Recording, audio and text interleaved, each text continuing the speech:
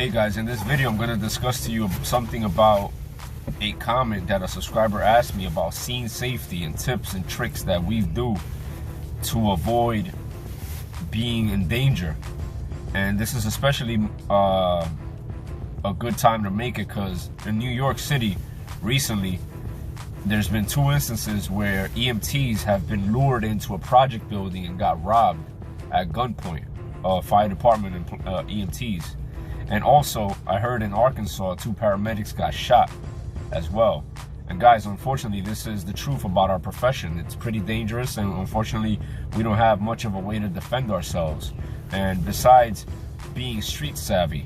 So my advice to you is gonna come from what I do from beginning to end, from receiving the phone call via the dispatch MDT to making patient contact. These are the things I do. The first thing I do when I receive a phone call, I read the text. I read the text to see if there's anything there that is alarming. Sometimes within the New York City area, we get the premise information, which tells us whether somebody in that same address has called and has done something to assault us or has a special medical device and or etc. It's basically information that helps us prepare for going inside. We don't always have that as an opportunity. So if you're familiar with your area, you know that there's different buildings. Like there's this place called Richmond Plaza in the Bronx, where we know that in the past they've thrown stuff over the roof over to us. So once you see that address, you already know that your spidey senses have to be intact, right? Another thing is you read the text. If anything in the text says or sounds pretty funny, then that's another reason for you to be alarmed. For example, if it says that there's a dispute, then you already know that you don't have to get there to request PD. You can request PD from the get as soon as you receive the phone call, because sometimes the dispatcher is receiving a bunch of phone calls and that little bit of information might not be available to them. Now, you take the call, you press 63, you go en route to the call. On the way to the call, you proceed with due regards with your license sirens. Upon reaching the location, look around. Put your phone in your pocket and maintain scene safety. How? You have to take in your entire surroundings. Make sure that you don't see anybody hiding behind any cars. You make sure that you don't see any loose animals, right? And when you arrive to the scene, make sure you keep your lights on. One thing I do when I go to a project building, especially at night, I turn on all the floodlights and I leave all the top lights on. Why? Because the majority of crimes could happen within the dark space. So if you surround the ambulance with all the lights that it has possible, then the odds of you being assaulted with a bright light exposing you are slimmer, right? So that's another thing I do. Then when we get inside the building, approach everybody with respect. Say please and thank you. Don't give anybody no attitude, because I've noticed that there's a lot of EMTs and paramedics that think because they got a radio and it sounds like a PD radio, you're acting like a fake cop. You're not a cop. You're an EMT. You ain't got a gun. Especially if you in the Bronx. Especially if you in East New York, Brooklyn.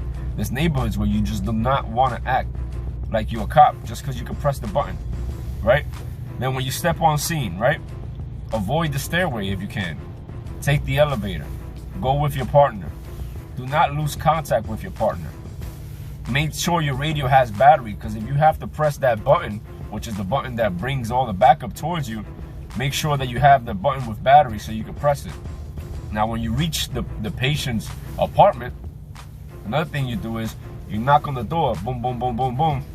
There's someone called the ambulance, but when you knock on the door, you have to do it at an angle, away from the door. Why? Because you don't know what's behind that door. You knock it on the door, there could be somebody there with a shotgun. So you knock on the door from an angle. Being paranoid, call it what you want, but you have to take care of yourself, right? And when you go in and speak to this person, if you feel like you're unsafe, whether it's because the scene is dirty, because there's people in the background yelling, yeah, your protocol say, your patient assessment says, assess them right there. Nah, man, let's get out of here. Get on the vehicle and let's bounce, right? I'll give you one story. During New Year's, we went to an unconscious call in the Bronx, and the lady fainted And while we were there assessing her, she woke up and it was an anxiety attack. And in the doorway, we heard a commotion. It was her ex-boyfriend who just got out of jail with a gun in the hallway. He wanted to shoot and kill her while we were inside the apartment with her. What did we do? Made sure the front door was locked. We went to the room in the back, called for PD. The neighbors were saying, don't open the door. And we was in a very bad place. That's why in this video right here, I'll give you 10 reasons why first responders should wear a bulletproof vest, right? But when you're inside of these situations, the best thing you could do, even though there's not much you can do, is just be polite. Sorry. Cancel this shit. Yeah, so there's not much you can do besides be polite and protect yourself by taking these cautions. Another thing is, if you do have to defend yourself, only do it when your back is against the wall. If you have a way to get out of there, then get out of there. If you have to leave everything behind, including your equipment, make sure you and your partner are safe and get out of there and worry about that later. This is how I would handle it. And then defend yourself if you're against the wall and you ain't got no choice, right? So I think by putting yourself in their shoes, understanding what makes them upset, especially an irate person on scene, and letting them know that you're there to help, these things will not guarantee that you won't get any issues on scene, but it'll help against it for sure. And last but not least, it's unfortunate that these EMTs and paramedics were assaulted and robbed, but unfortunately this is something that we have to deal with no matter what, because it comes with the job. And here I am working with a fire department EMT / veteran who works in some of the worst neighborhoods in New York City, and he's to my right now. So yeah, I'm working with an EMT veteran from the fire department, works in the South Bronx, has worked some of the worst neighborhoods in New York City. And the best thing about him is, just like me, he's an authentic New Yorker.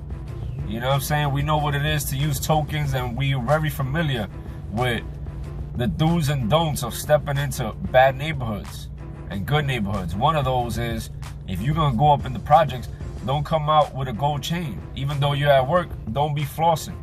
Don't show your phone. Stay vigilant. Stay on point. Because one thing we learn to do when we're working in New York City, you learn it on the train. When you're on the train, you mind your own business. You don't make much eye contact. You don't show that you're confrontational, and it goes a long way even while you're working on the ambulance. So here I'm gonna ask my partner, what you think, partner? Any advice for these people out for us? What's up, man? Yeah, pretty much the same. You know, everything you said is correct. You know, I've been an EMT for going on 9 years now. You know, 6 years with the fire department, born and raised in the South Bronx. You know, I work in the South Bronx, so, you know, on the west side. And yeah, man, I've been in the worst neighborhoods, man. So, you know, I've been, all my years on the job, I've been on, you know, certain type of calls, you know, where, you know, that I had to defend myself. And, you know, yeah, you just had, scene safety starts with you getting that text. You know, you getting the job, and you just read, you read your text, you read, you know, when the job comes over, and it starts from there. You know, from there, then till you get to the call, you scope everything out. You know, and like you said, you know, one thing I hate as well is when, you know, you have EMTs and medics who act like they're police or whatever. That's the one thing you don't want to do, especially when you're working in the hood. You know, because they, you know, a lot of people confuse PD with us, with EMS as well. You know, especially with the radios and stuff, so they don't know. So that's the, you know, you get in there, you turn your radio down or whatever, you know, but always, you know, just always have a high index, always be on, you know, be alert and everything, you know. So, you know, if you get a job, you go to a scene, you feel like it's unsafe, so ask dispatch to send, you know, to send PD, you know, to back you up, you know. And yeah, definitely with the standing in the door, and you know, when you're knocking on the patient's door, always stand to the side, always. You know, that's a must. And but yeah, it definitely comes with the job, man. It definitely comes with the job.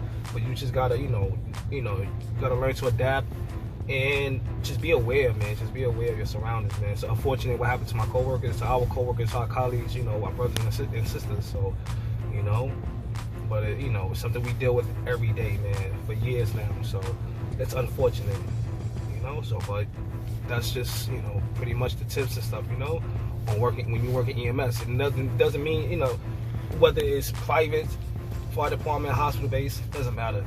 EMS anywhere, man. Even all over, you know, across the country, it's the same thing, man. Just gotta be alert And, you know, just be smart about it. Don't be stupid about it, man. Just be smart about it, you know? Always be nice to people. Always be nice to people. Even if they acting like, people acting like dickheads out here, just be nice to them, man. You know, at the end of the day, when you engage with them, because I used to do it, you know? And then you know, when I gained more experience on the job, you know, I got older, I learned, like, just ignore it. All right, thank you. You know what? All right, have a good day, you know? Listen, I'm sorry, I apologize. Excuse me, thank you. Those words go a long way. Believe me, it do go a long way, man. Like I said, I'm born and raised in the South Bronx, so, and I basically work in the neighborhood I grew up in, so I know how it is. I know what it's like. I know people know me, and yeah, you know, just be safe out there, y'all, and you know, just be alert, man. Just be alert. Thank you, partner. No doubt, man. So yeah, guys, basically, in a nutshell, be alert. Take care of yourself, take care of your partner, scene safety, BSI, and last but not least, people skills go a very long way. Yes. We literally are working in one of the worst neighborhoods in the city of New York, in one of the busiest 911 systems in the nation. And these are the tips that we share with you to help you avoid being a victim of an on-duty or off-duty crime. All right, guys? We hope this helps. Peace.